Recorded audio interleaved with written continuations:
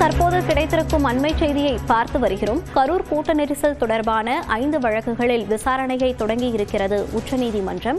கரூர் கூட்ட நெரிசல் தொடர்பான 5 வழக்குகளில் விசாரணையை தொடங்கியிருக்கிறது உச்சநீதிமன்றம். தற்போது கிடைத்திருக்கும் முக்கிய செய்தியை பார்த்து வருகிறோம். கரூர் கூட்ட நெரிசல் தொடர்பான 5 வழக்குகளில் விசாரணையை தொடங்கியிருக்கிறது உச்சநீதிமன்றம்.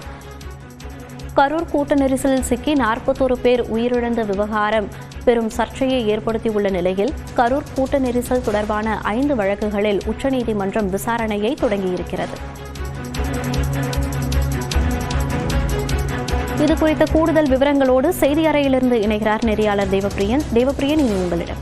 கடந்த செப்டம்பர் 27ஆம் தேதி கரூரில் ஏற்பட்ட கூட்ட நெரிசலில் சிக்கி 41 பேர் உயிரிழந்த சம்பவம் தொடர்பாக தமிழ்நாடு அரசு ஒரு நபர் விசாரணை ஆணையத்தை அமைத்திருக்கிறது.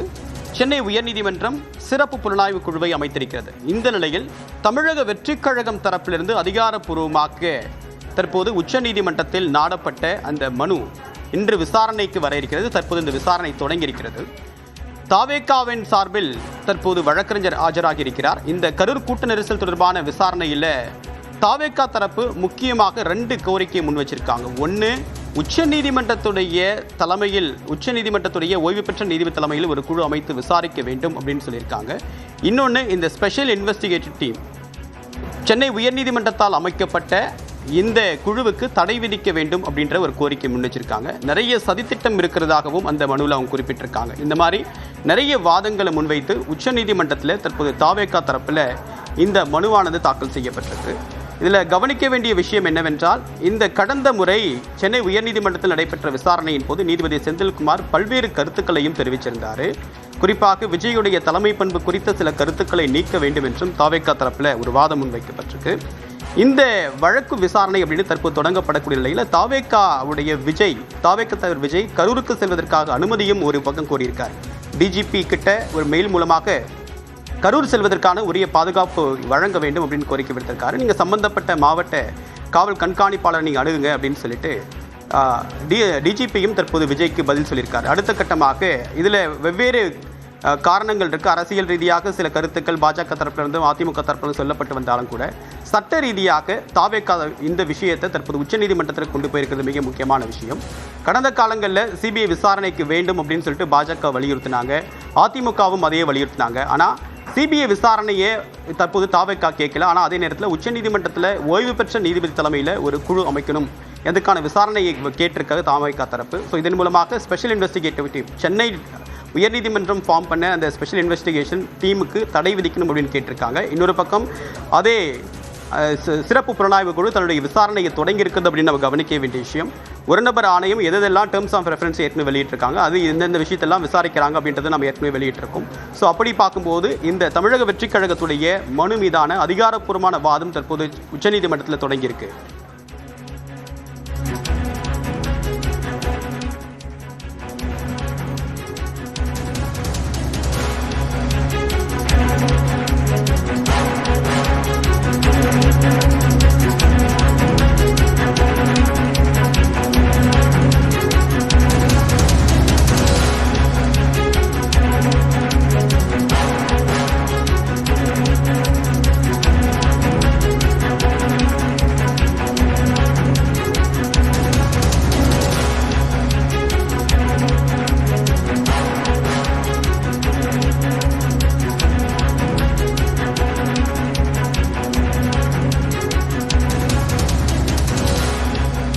கரூரில் சம்பவத்தை ஒட்டி தற்போது உச்சநீதிமன்றத்தில் மொத்தம் 5 மனுக்கள் விசாரணைக்கு வந்திருக்கு. அந்த 5 மனுக்களில் யாரெல்லாம் விசாரிக்கிறாங்க அப்படின்னு பார்க்கும்போது நீதிபதிகள் JK மகேஸ்வரி, NV அஞ்சாரியா அடங்கிய 2 நபர் நீதிபதிகள் கொண்ட அமர்வு தான் இந்த வழக்கு விசாரணையை தற்போது தொடங்கியிருக்காங்க.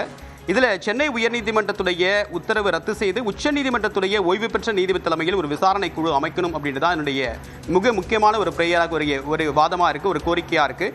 இதில் 2வதாக சென்னை உயர்நீதிமன்ற உத்தரவை எதிர்த்து பாஜக வழக்கறிஞர் GS மணியும் ஒரு மனு தாக்கல் செஞ்சிருக்காரு. ஒரு பக்கம் தாவேகாவுடைய மனு, இன்னொரு பக்கம் GS மணி இது ஜிஎஸ் மணி தரப்பில் என்ன விதமான பிரேயர்ஸ் எல்லாம் முன் வச்சிருக்காங்க, என்ன விதமான குற்றச்சாட்டு முன் வச்சிருக்காங்க அப்படின்னு பார்க்கும்போது இது ஒரு அரசியல் பழிவாங்கக்கூடிய நோக்கத்தோடு நடந்த ஒரு துயர சம்பவம், ஒரு சதித்திட்டம் நடந்திருக்கு.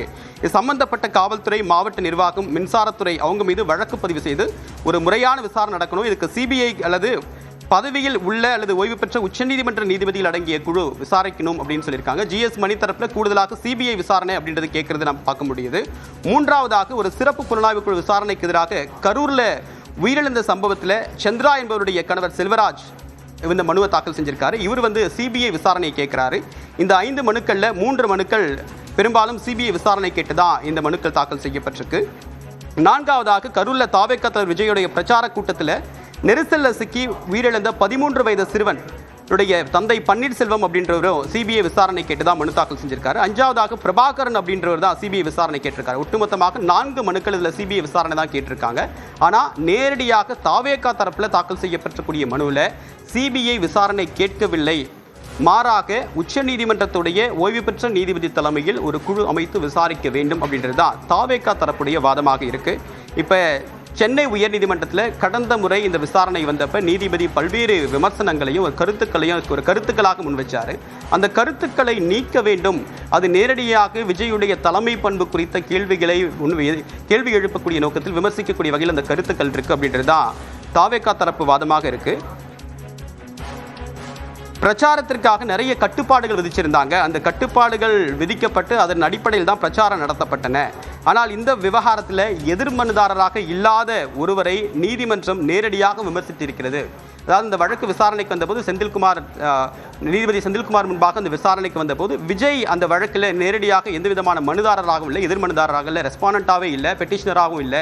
அப்படி இருக்கும்போது அவர் மீது நேரடியாக விமர்சனம் வைப்பதற்கு காரணம் என்ன அப்படின்ற ஒரு கேள்வி எழுப்புறாரு. ஆனால் அந்த நிறைய கருத்துக்கள் முன்வைக்கப்பட்ட போது நீதிபதி என்ன பார்வையில் சொன்னார் அப்படின்றது அந்த முழுமையான அந்த வாதங்களை படிக்கும்போது கேட்க முடிஞ்சது. அதில் இந்த ஒட்டுமொத்த நிகழ்வுக்கும் விஜயை மையப்படுத்தி தான் அந்த நிகழ்ச்சி நடந்தது. ஸோ விஜய் இதுக்கு பொறுப்பேற்கணும், தாவேகா தான் அதற்கு பொறுப்பேற்கணும் அப்படின்ற பல கருத்துக்களை சென்னை உயர்நீதிமன்றம் தெரிவிச்சிருந்ததும் குறிப்பிடத்தக்கது. பல்வேறு கருத்துக்களை விஜய் கூறியிருக்கிறது சென்னை உயர்நீதிமன்றம். அந்த நீதிபதியுடைய கருத்து அப்படின்றது விஜயுடைய தலைமை பண்பு குறித்தும் அந்த கூட்ட நிகழ்வுக்கு தாவேகா தான் பொறுப்பேற்க வேண்டும். அந்த நிகழ்வு துயர நிகழ்வு நடந்தப்ப தாவேகா இருக்கக்கூடிய எந்த நிர்வாகிகளும் அதற்கு பொறுப்பேற்காம அந்த இடத்தை விட்டு ஓடிட்டாங்க அப்படின்ற அளவுக்கு மிக காட்டமான விமர்சனங்களை சென்னை உயர்நீதிமன்றம் முன்வைத்திருந்தது. என்ன மாதிரியான கட்சி தாவேகா அப்படின்ற அளவுக்கும் அந்த வாதங்கள் அப்படின்றது முன்வைக்கப்பட்டிருந்தது, கருத்துக்களாக தெரிவிக்கப்பட்டிருந்தது. ஸோ இந்த நிலையில் அதையெல்லாம் நீக்க வேண்டும். ஏன்னா விஜய் அதில் ரெஸ்பாண்டண்டாகவும் கிடையாது, ஒரு பெட்டிஷனராகவும் கிடையாது, எதிர்மனுதாரராகவே இல்லாத சம்பந்தப்படாத ஒருத்தரை எப்படி இந்த மாதிரியான விமர்சனங்களை முன்வைக்கலாம் அப்படின்றது தான் இப்போ தாவேகா தரப்பில் இருக்கக்கூடிய ஒரு கருத்தாக முன்வைக்கப்பட்டிருக்கு உச்சநீதிமன்றத்தில். இப்போ யாரெல்லாம் இந்த தாவேகா தரப்புக்கு ஆஜராயிருக்காங்க அப்படின்னு பார்க்கும்போது மூத்த வழக்கறிஞர் கோபால் சுப்பிரமணியம் மற்றும் அரிமா சுந்தரம் ஆகியோர் இந்த 2 பேரும் தான் இந்த வாதங்களை விஜய் தரப்பு முன் வச்சுட்டு இருக்காங்க அப்படின்னு நமக்கு அன்னித்து பார்க்க வேண்டிய விஷயமா இருக்கு. விஜயுடைய இதுவரைக்கும் மக்கள் மன்றத்தில் வைத்திருக்கக்கூடிய 2 மிக முக்கியமான வாதங்கள் என்ன அப்படின்னு பார்க்கும்போது, ஒன்று, உடனடியாக இந்த துயர நிகழ்வு நடைபெற்ற 3வது நாளில் விஜய் ஒரு வீடியோ பதிவு வெளியிட்டார். அந்த துயர சம்பவம் தொடர்பாகவும் இது ஒரு அரசியல் பழிவாங்கக்கூடிய நடவடிக்கை அப்படின்ற வகையிலும் தான் மக்கள் மன்றத்தினுடைய வாதங்கள் முன்வைக்கப்பட்டது. நிறைய சதி நடந்தது அப்படின்ற அளவிலும் அவர் பேசியிருந்தார்.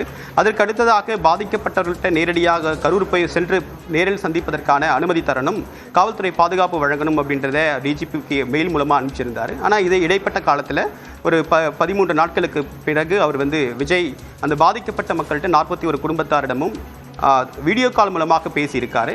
இந்த தருணத்தில் தான் தற்போது தாவேகா தரப்பிலிருந்து உச்சநீதிமன்றத்தில் நேற்று முன்தினம் இந்த முதல் மனு அப்படின்ட்டு தாக்கல் செய்யப்பட்டு இந்த வழக்கை அவசரமாக எடுத்து விசாரிக்கணும் அப்படின்னு சொன்னாங்க. இல்லை அன்னைக்கு விசாரிக்க முடியாது, செவ்வாய் புதன்கிழமையில் விசாரிக்க முடியாது, நாங்கள் வெள்ளிக்கிழமை விசாரிக்கணும் அப்படின்னு சொல்லிட்டு நீதிமன்றம் அந்த அவசர மனுவாக எடுத்து விசாரிக்க வேண்டும் அப்படின்ற கோரிக்கை நிராகரித்தது. இந்த நிலையில தான் இப்போ தாவேகாவுடைய மனு விசாரணைக்கு எடுத்துக்கொள்ளப்பட்டிருக்கு. இந்த விசாரணை அப்படின்றது தாவேகாவுக்கு ஒரு மிக முக்கியமானது. என்ன அப்படின்னு பார்க்கும்போது தமிழ்நாட்டில் ஒரு பக்கம் இந்த விசாரணையை ஸ்பெஷல் இன்வெஸ்டிகேஷன் டீம் அப்படின்னு தொடங்கியிருக்காங்க. அதே நேரத்தில் தனிநபர் விசாரணை ஆணையமும் தமிழ்நாடு அரசால் அமைக்கப்பட்டிருக்கு. எந்தெந்த விஷயங்கள்லாம் விசாரிக்கணும் அப்படின்றது கோடிட்டு காட்டப்பட்டிருக்கு. ஸோ அடுத்ததாக இந்த 2 விசாரணை தொடங்கியிருக்கக்கூடிய நிலையில் உச்சநீதிமன்றத்தின் முன்பாக தற்போது தாவேகா ஒரு டிமாண்டை முன்வைக்கிறாங்க. அதில் சிபிஐ விசாரணை வேணும் அப்படின்னு கேட்கல, ஆனால் இதர 4 மனுக்கள், அதாவது இந்த சம்பவத்தில் நேரடியாகவும் மறைமுகமாக சம்பந்தப்பட்டிருக்கக்கூடிய 3 பேரில் கேட்குறாங்க. இன்னொருத்தர் பாஜக சார்பாக இருக்கக்கூடிய பாஜக வழக்கறிஞர் மணி, ஜிஎஸ் மணி அப்படின்றவர் இந்த சிபிஐ விசாரணை கேட்டு அவரும் மனு தாக்கல் செஞ்சிருக்காரு. ஒட்டுமொத்தமாக 5 மனு, இதில் ஒன்று தான் நேரடியாக தாவேகா தரப்பில் தாக்கல் செய்திருக்கக்கூடிய மனு அப்படின்னு நம்ம புரிஞ்சிக்க முடியுது. இந்த மனுவில் தாவேகா தரப்பில் என்ன கேட்குறான் அப்படின்னு பார்க்கும்போது, எங்களுக்கு ஒரு சிபிஐ விசாரணை வேண்டாம், ஆனால் அதே நேரத்தில் ஓய்வு பெற்ற நீதிபதி உச்சநீதிமன்ற நீதிபதி தலைமையில் தான் விசாரணை வேணும் அப்படின்னு கேட்குறாங்க. தாவேக்கா தலைவர் விஜய் குறித்து தெரிவித்த கருத்துக்களை நீக்க வேண்டும்.